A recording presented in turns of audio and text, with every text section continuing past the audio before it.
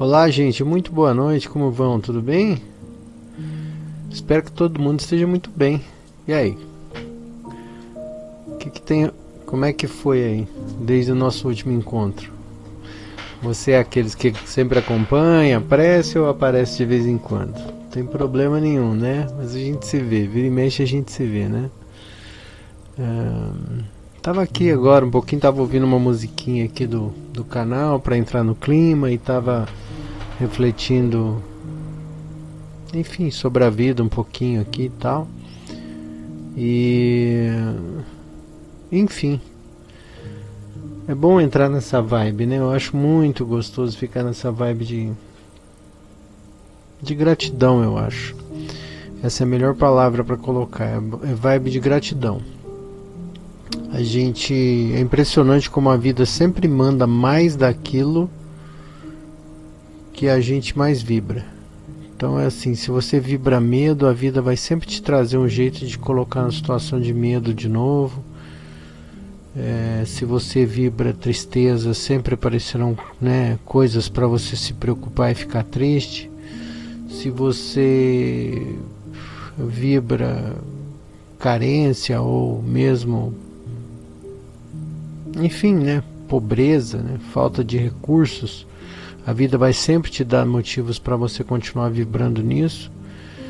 E essa virada de chave, né, que quando efetivamente, porque assim, uma coisa é a gente saber disso, outra coisa é a gente efetivamente mudar as coisas, né, para a gente começar a efetivamente mudar a vibração, porque quando a gente muda a nossa cabeça, a gente muda as emoções em relação àquela situação. E quando você muda a emoção em relação a determinada situação, aí sim, de fato, você começa a mudar, né?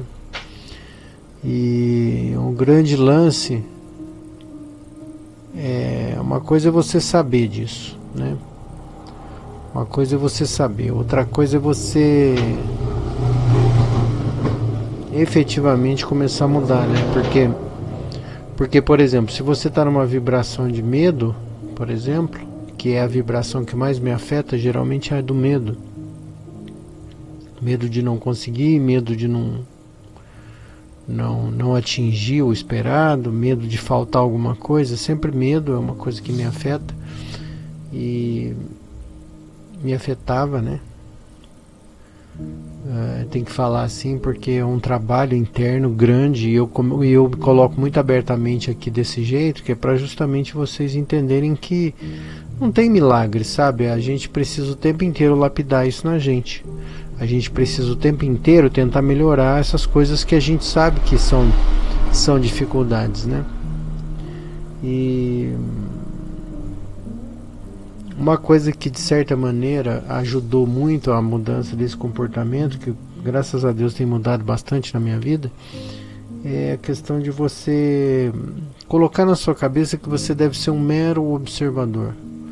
Quando a nossa fé no futuro aumenta, ou seja, quando a gente tem certeza que a gente não morre, essa experiência de passagem aqui pelo planeta fica mais leve, de certa maneira. Não que você não vai sentir as dificuldades de estar encarnado, não é isso, você vai sentir, mas você começa a não levar tão a sério isso, entende? O teu desespero ele começa a ficar menor, né? Aliás, desespero, né, não ter espera, ou seja, não ter esperança, né? Quando você tem uma esperança vívida, verdadeira, potente, de fé, né? Quando você tem uma esperança verdadeira, uma boa esperança, né? Uma esperança positiva, aí você começa a efetivamente perceber que a sua esperança é tão forte, né? Que você está esperando realmente uma coisa muito boa acontecer, que todas as outras coisas chatas quando acontecem não te afetam tanto assim, né? O grande lance é transformar essa boa esperança, a esperança positiva, né, numa coisa muito maior do que qualquer desespero que possa aparecer na sua vida, que possa cruzar o seu caminho. E aí quando você começa a ter essa esperança positiva, você começa realmente a se comportar como um observador, né? Tipo, beleza, o que está acontecendo? O que eu posso fazer para mudar essa situação? O que eu não posso, né? Porque é muito complicado, né? Geralmente as pessoas vivem segundo seus gatilhos emocionais, né? Quer dizer, dispara um gatilho, aí ela vive uma situação, dispara outra, e depois dispara outra, a gente vive de gatilho em gatilho, né? E a gente às vezes não tem essa capacidade de observar calmamente o que está acontecendo, tomar a melhor opção, enfim, tentar reverter aquela situação, mudar aquela situação de algum jeito, né? Porque a gente está vivendo ali no fluxo, na confusão, né? Enfim. Mas é isso. Nós estamos aqui para dar sequência aí na nossa playlist Evangelho no Lar.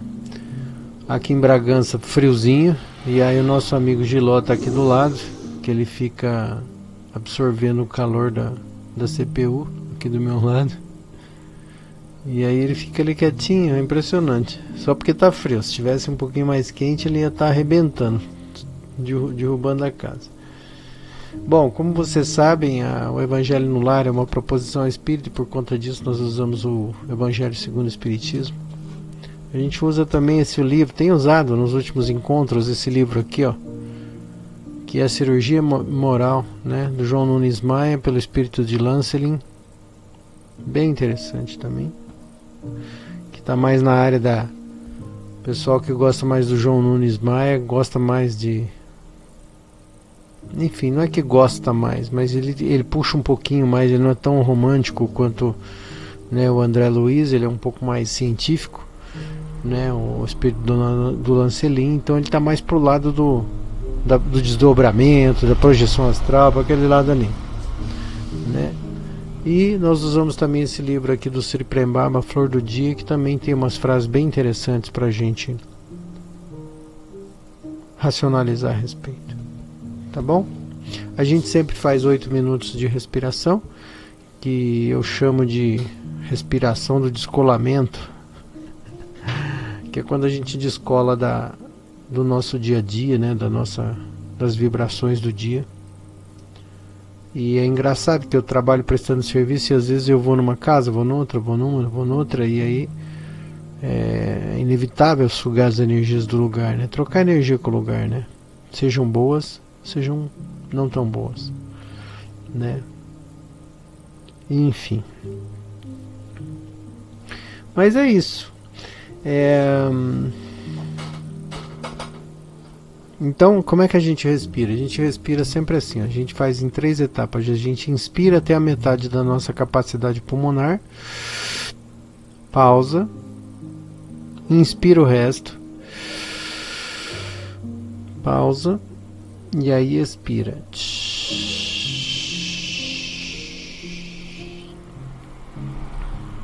Lentamente. E a gente faz isso por 8 minutos. E quando a gente expira, a gente imagina uma fumaça branca, uma energia soltando no nosso corpo, enfim, como se fosse um autopasse. A gente está imaginando essa energia mais densa descolando da gente, caindo pelo chão, enfim, sendo absorvida pela terra. E isso é muito importante porque deixa a gente num outro estado.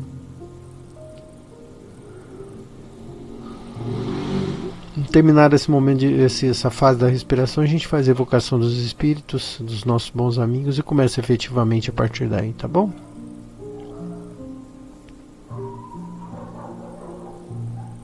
Então é isso. Vamos lá, eu vou aumentar o som aqui. E terminado isso, então a gente volta para efetivamente continuar a prece, tá bom? Ao fundo aqui nós vamos ouvir o finalzinho da música Dreamland do John Easton, que a gente vai estar na descrição do vídeo, enfim. E é isso. Então vamos lá.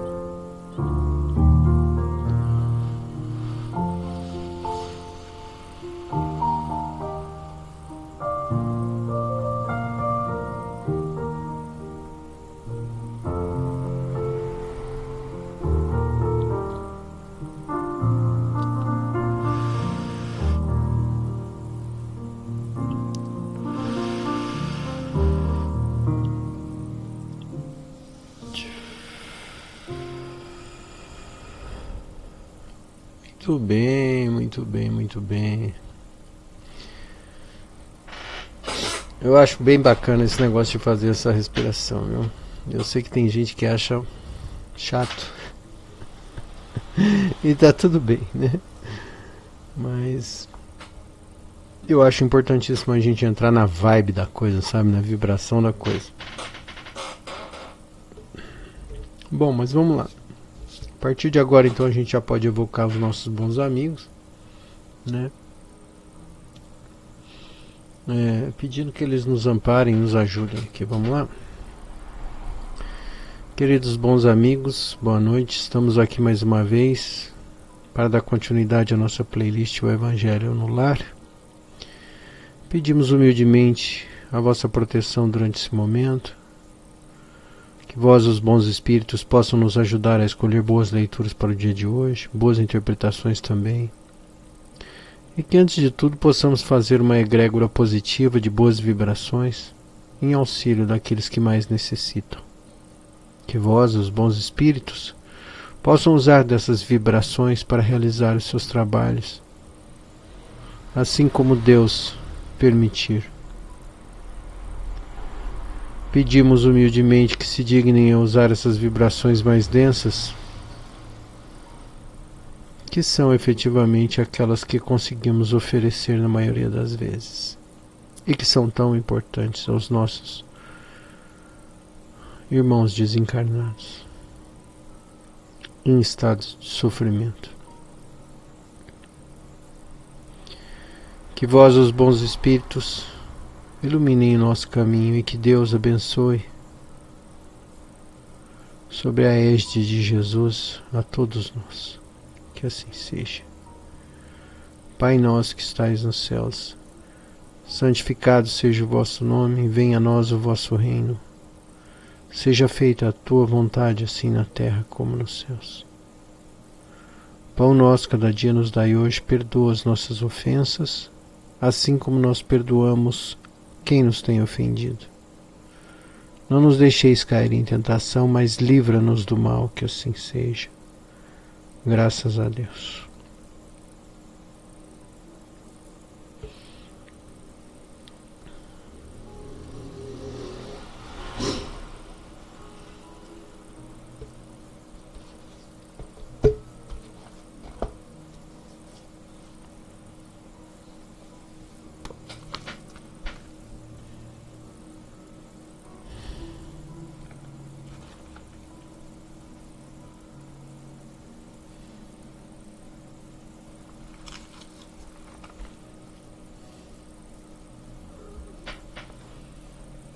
Abri aqui numa página aleatória, depois no meio do livro, 188,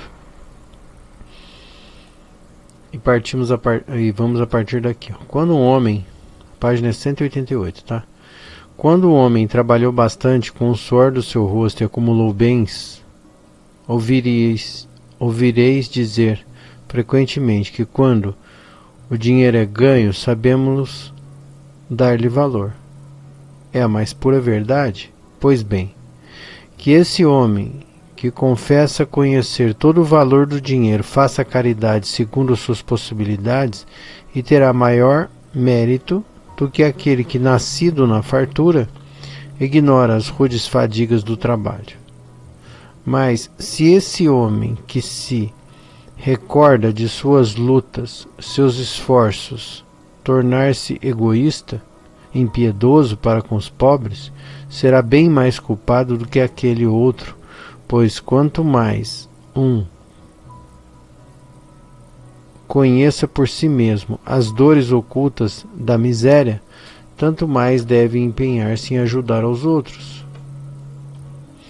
Infelizmente, o homem de posse sempre carrega consigo um outro sentimento tão forte quanto o apego à riqueza: o orgulho. É comum ver-se um novo rico atormentar o infeliz que implora a sua ajuda com a história dos seus trabalhos e suas habilidades, ao invés de ajudá-lo e, por fim, dizer-lhe: faça como eu fiz. Na sua opinião, a bondade de Deus não influi em nada na sua riqueza. O mérito cabe somente a Ele. Seu orgulho põe-lhe uma venda nos olhos e um tampão nos ouvidos. Apesar de toda a sua inteligência e toda a sua capacidade, não compreende que Deus pode derrubá-lo com uma só palavra. Desperdiçar a riqueza não é um desprendimento dos bens terrenos, é descaso e indiferença. O homem, como depositário desses bens, não tem direito de os esbanjar ou usá-los só em seu proveito. O gasto irresponsável não é generosidade, é muitas vezes uma forma de egoísmo.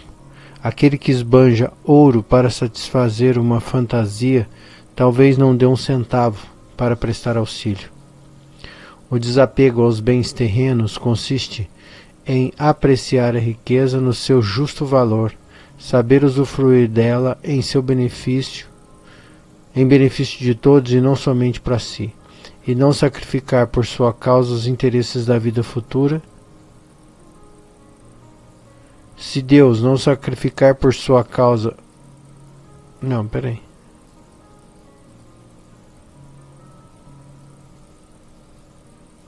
Eu vou ler tudo de novo.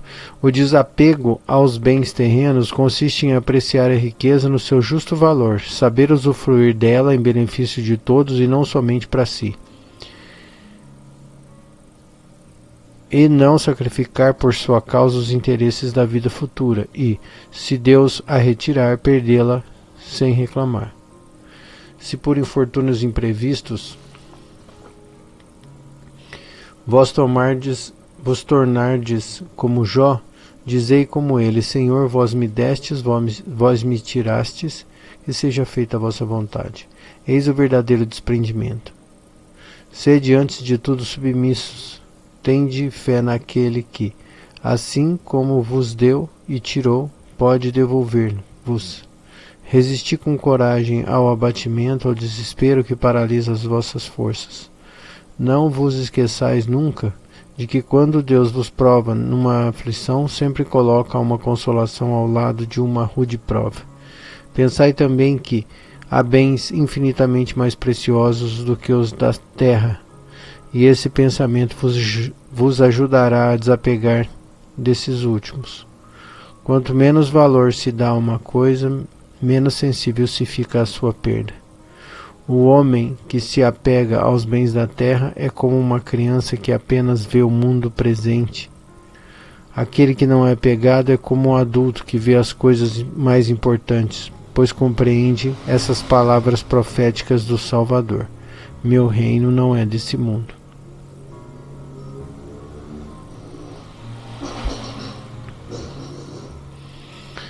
O Senhor não ordena ninguém a desfazer-se do que possua para se reduzir a mendigo voluntário, porque então se tornaria uma carga para a sociedade. Agir desse modo seria compreender mal o desprendimento aos bens terrenos. É um egoísmo de outro modo. Seria fugir à responsabilidade que a riqueza faz pesar sobre aquele que a possui. Deus a dá a quem lhe parece ser bom, para administrá-la em benefício de todos. O rico tem, portanto, uma missão que pode tornar-se bela e proveitosa para si mesmo. Rejeitar a riqueza quando é dada por Deus é renunciar ao benefício do bem que se pode fazer administrando-a com sabedoria. Saber passar sem ela quando não a temos, saber empregá-la utilmente quando a recebemos, saber sacrificá-la quando for necessário e agir de acordo com a vontade do Senhor. Quem diga, pois, aquele que recebe o que o mundo chama de uma boa fortuna: meu Deus, vós me enviastes um novo encargo, dai-me a força para desempenhá-lo conforme a vossa santa vontade. Então aqui, obviamente, ele está falando desse apego ou não à riqueza, né? Mas na verdade eu acho que esse não é o ponto, né? A questão que ele começa ali no texto falando da doação, da importância da doação, obviamente está diretamente relacionado ao esforço que a gente faz.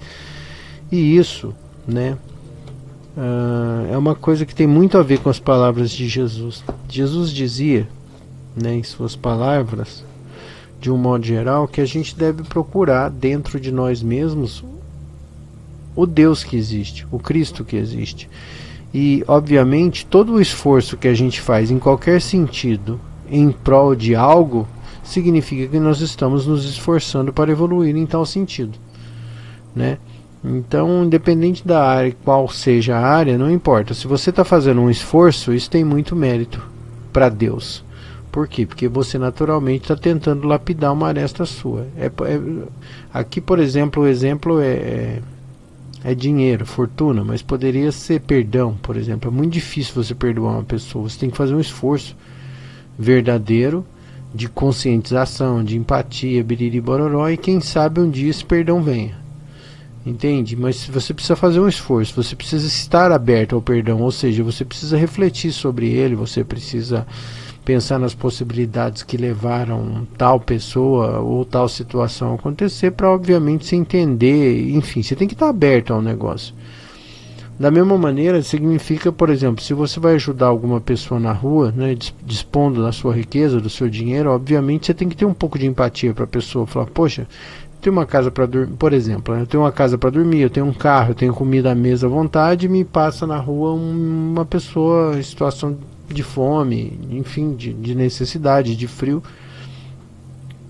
Se você não pensar, né, se colocar no lugar daquela pessoa, você não vai, né, que seria a empatia, você não vai ter, você tá nem aí para aquela pessoa, né?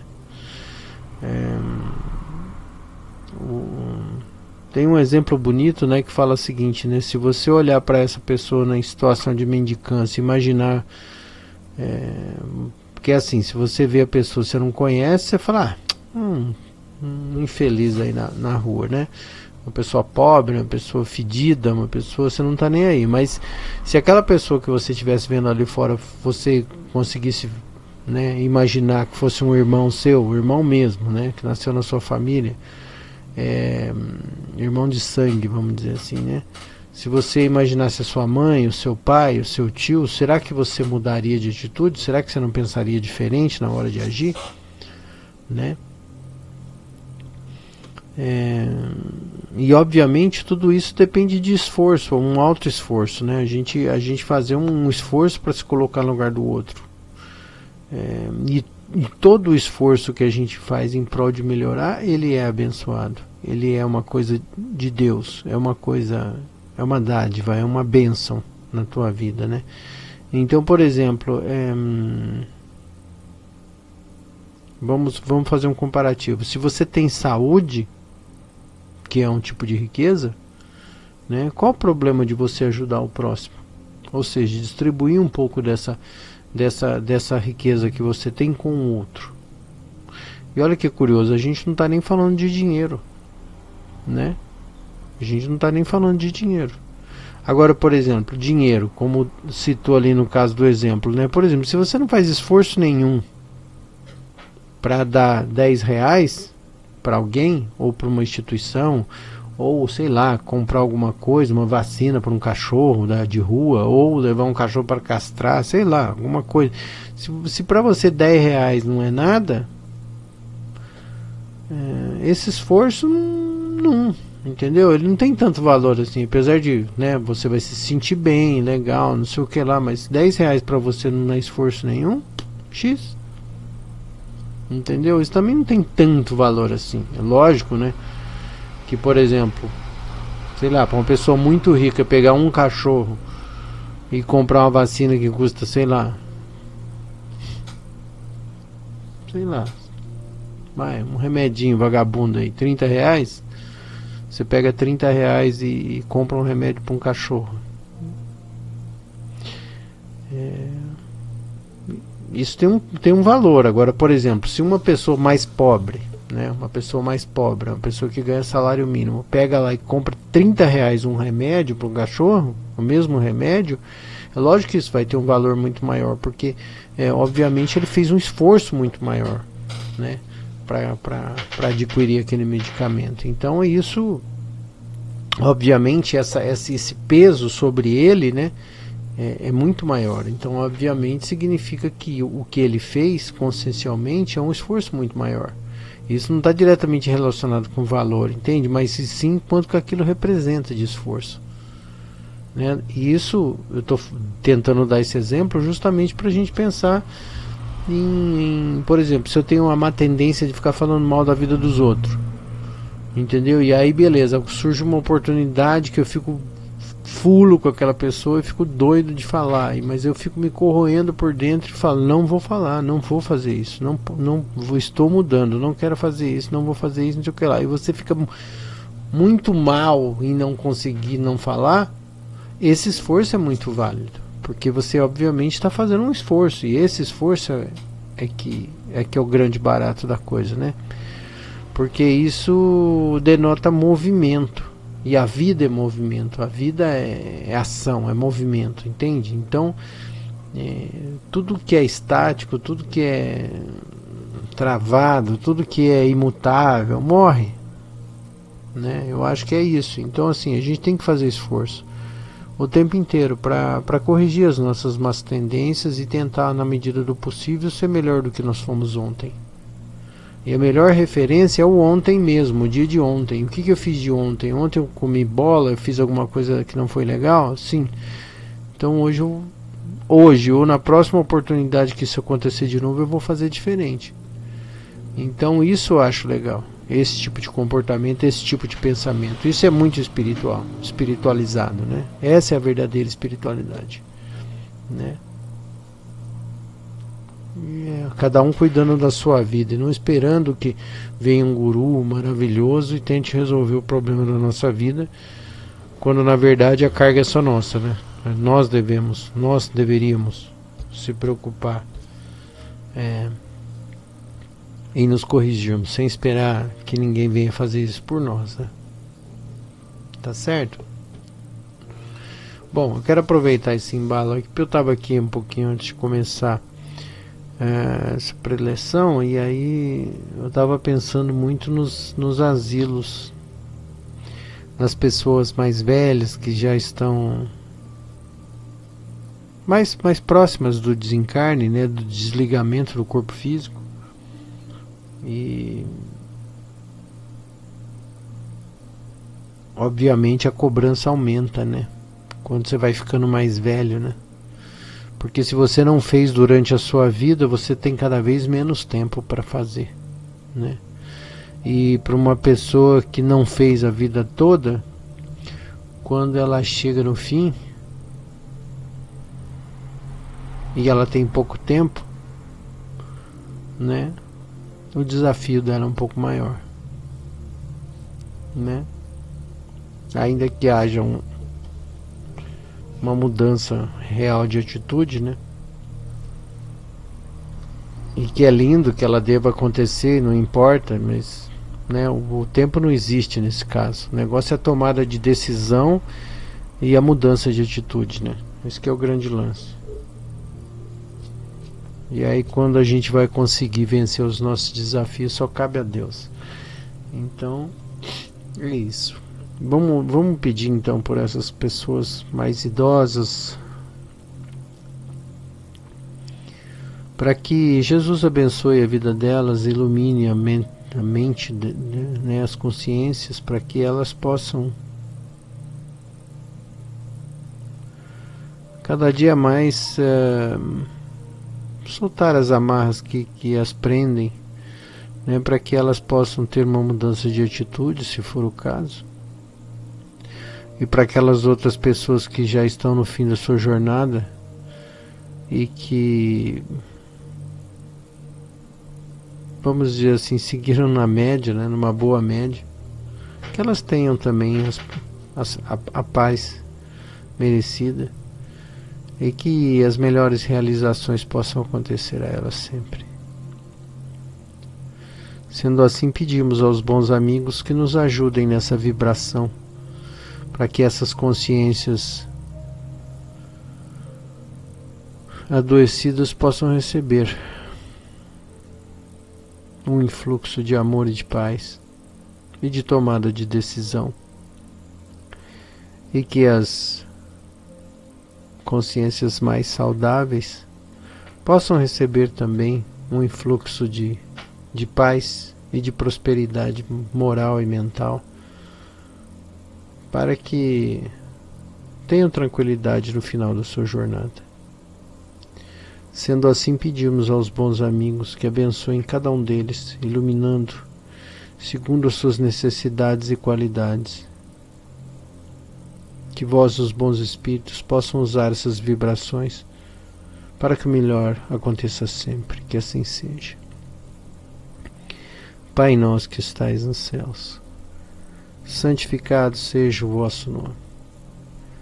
Venha a nós o vosso reino e seja feita a tua vontade, assim na terra como nos céus.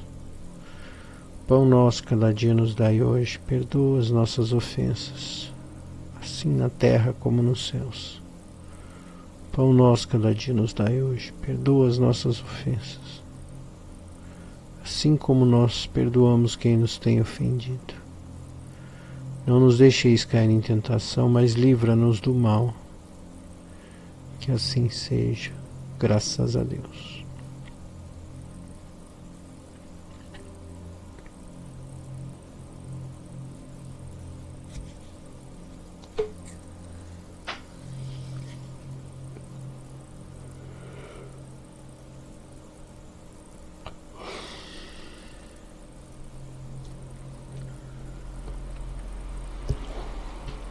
Dá continuidade aqui para o nosso livrinho, né? Que esse aqui a gente está lendo na sequência, né? Então vamos lá.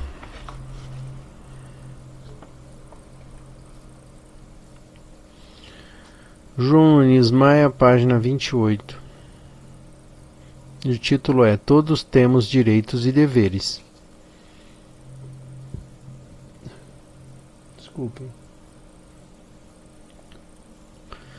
Direitos todos temos, no pentagrama das nossas existências.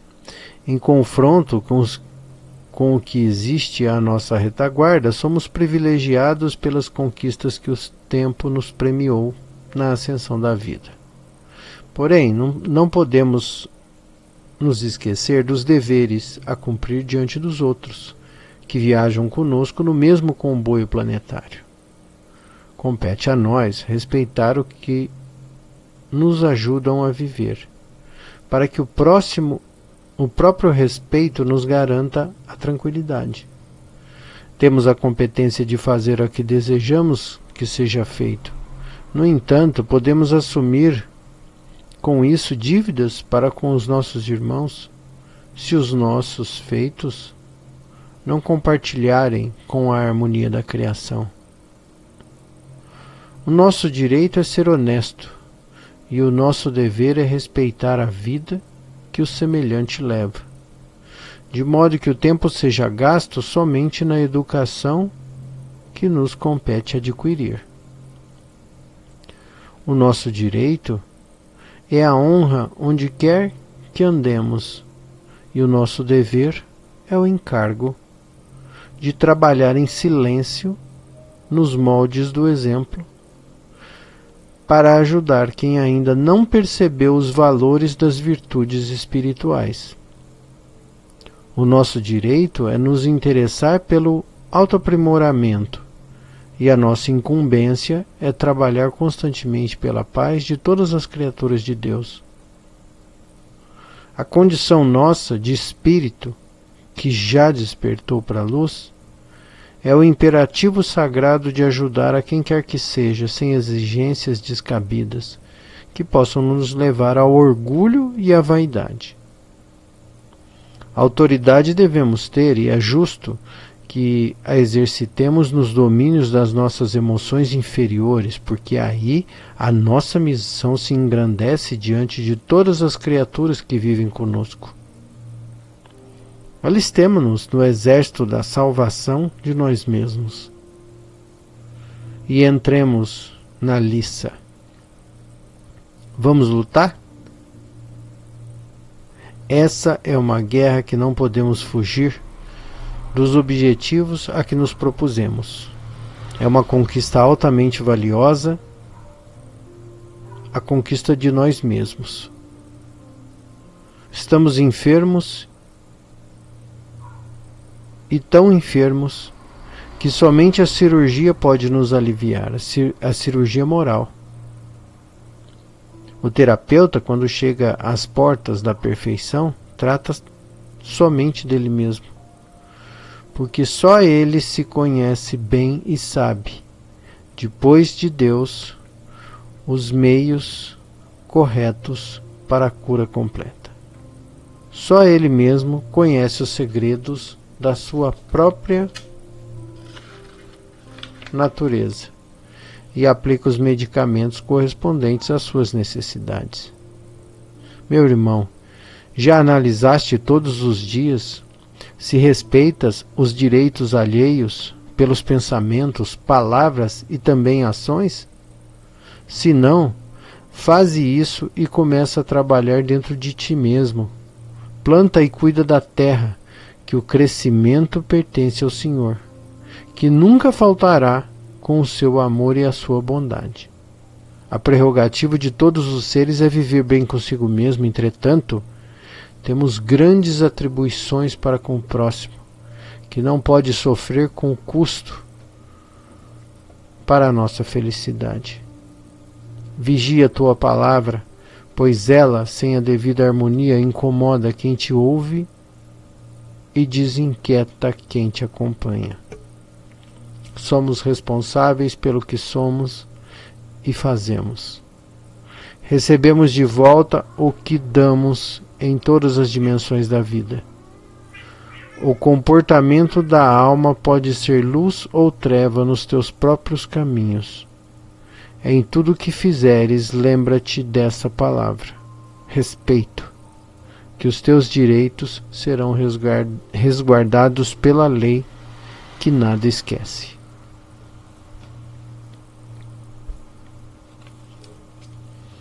Legal, né? E mais uma vez a gente cai naquela vala comum da vibração, né? Se você respeita, né, naturalmente você vai vibrar a respeito. E naturalmente a vida vai te trazer mais respeito, né? Se você não respeita, se você é uma pessoa que atropela, que grita, que passa por cima, que eu sou assim mesmo, porque eu sou uma pessoa de personalidade forte, que não sei o que, beleza. Você só vai ser rodeado por pessoas que te irritam. Porque essas pessoas vão estar testando, nessas situações vão estar testando essa sua personalidade forte. E no fim, quem sofre é só você. E isso vale para qualquer coisa, né? Porque é a vibração que nós geramos que atrai para nós aquilo que nós queremos continuar vibrando.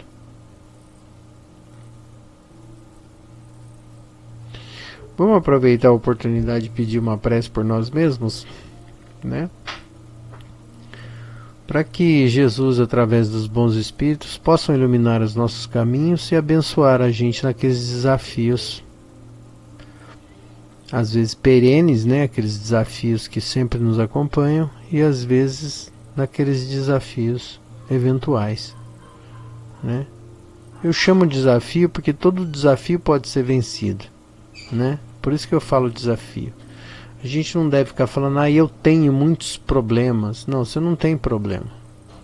Você tem desafio, né? A gente nunca tem. A gente é uma questão até de pensamento positivo, né? De neurolinguística, né? Que a gente não deve ficar pensando, eu tenho problema, eu sou, sabe? Quando a gente faz essas afirmações, isso vai impregnando na nossa vida, no nosso jeito de ser. Então, assim, é por isso, né, que eu estou dizendo que a gente tem desafios. E a gente pode suplantar esses desafios se a gente quiser. E aí nós vamos pedir então ajuda aos nossos amigos espirituais para que eles nos ajudem insuflando bons pensamentos, para que boas vibrações, enfim, para que o melhor aconteça sempre, né? E obviamente, né, para vencer esses desafios, isso vai demandar algum esforço nosso. E isso é muito importante, né? Deus ajuda, mas a gente precisa fazer a nossa parte também. Tá certo? Então vamos lá? Bons amigos, pedimos humildemente que vós, os bons espíritos, possam irrigar os nossos pensamentos de boas vibrações para que nós possamos encontrar efetivamente as respostas que buscamos para as nossas dificuldades, para os nossos desafios. Que vós, os bons espíritos, possam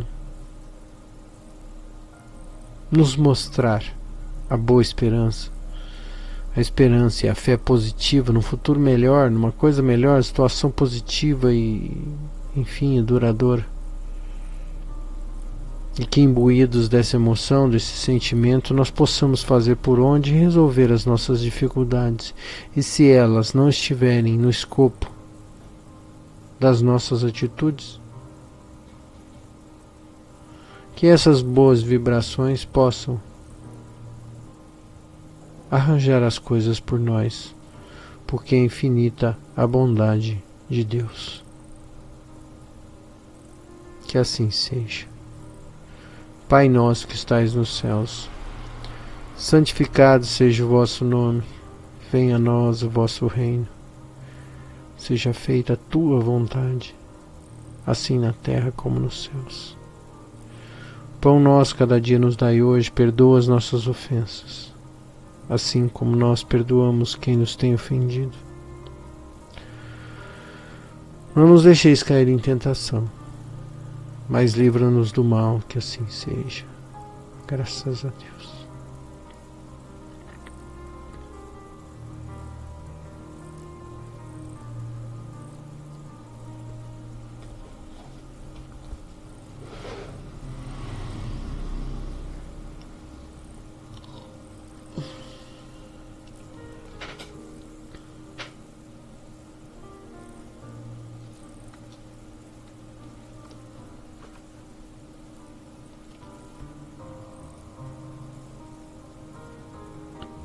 Medo da liberdade.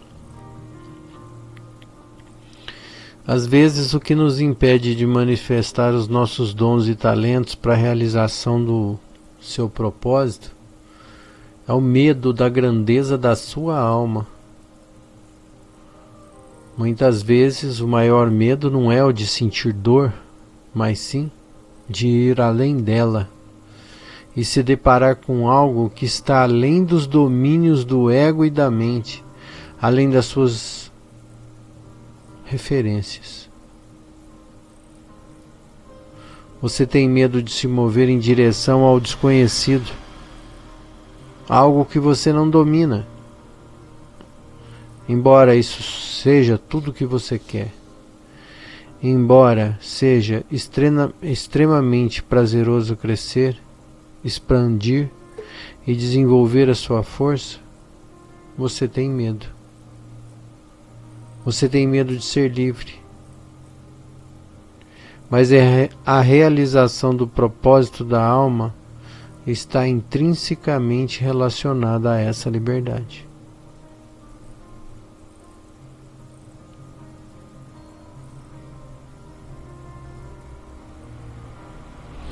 É linda essa frase, né? Porque é aquela história, né? Se a gente foi educado com dor, com limitação, com qualquer coisa, esse é o nosso universo interno, né? Então a gente vai querer sempre continuar nesse universo interno, que é o universo conhecido, que é onde a gente se dá bem, porque a gente sabe o que é aquilo ali, né? Se a gente cresceu numa família que sempre nos menosprezou, que sempre xingou a gente, sempre gritou com a gente, não sei o que lá, tá tudo certo. Se você hoje em dia escuta grito, violência, tá tudo certo, porque tá dentro do teu universo conhecido, né? Agora, se desprender disso, dar um salto além, né? Que é o que realmente vai te libertar, isso é muito difícil. Porque efetivamente você estaria navegando por mares desconhecidos, né? Se comportar de maneira diferente te levaria para lugares muito desconhecidos, que na verdade é tudo que a gente deseja. Mas na maioria das vezes, por medo ou inanição, a gente simplesmente não começa a desbravar esses novos caminhos, essas novas vivências, essas novas experiências na nossa vida.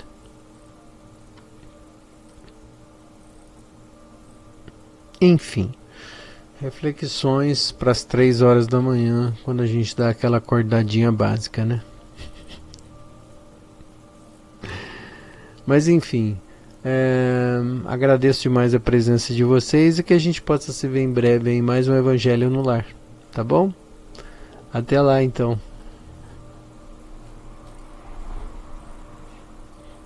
Tiriri, tonton, e fui.